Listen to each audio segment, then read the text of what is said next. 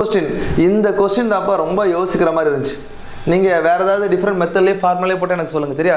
ஏன்னா நான் மல்டிப்ளை பண்ணேன் அப்படினா இத மட்டும் தான் மல்டிப்ளை பண்ற மாதிரி எனக்கு கொஞ்சம் பெருசாயிடுச்சு.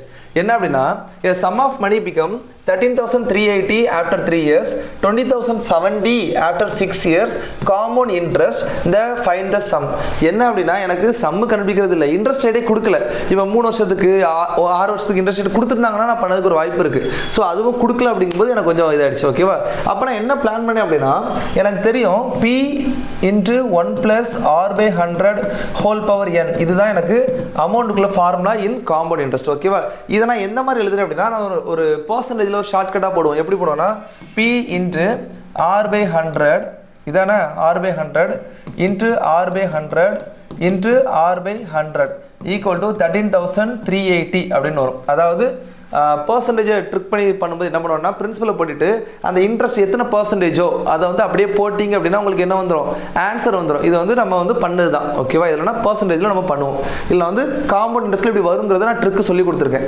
நான் அடுத்து என்ன பண்றேன் அப்படினா p into r by 100 r by 100 r by 100 into r by 100 into r by 100 into r by 100 equal to 20000 எவ்வளவு இருக்கு 70.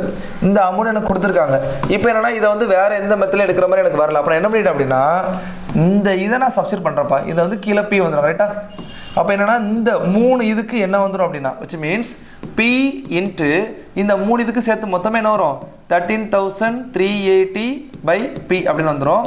அடுத்த ஒரு 3 இது இருக்கு அதுக்கும் 13380 by p is equal to 20070 அப்படினு சொல்லிட்டு வரும்.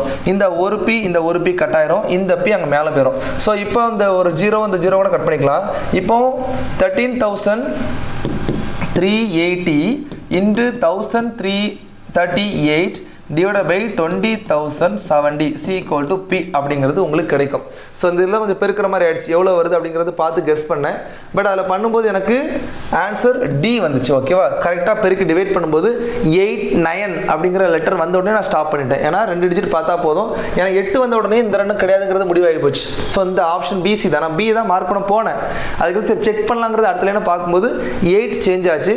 Answer option D. ஓகேவா? சோ வேற யாராவது ஃபார்முலா போட்டு இதா பண்ணிருந்தா கமெண்ட்ல சொல்லுங்க. We can discuss. Okay.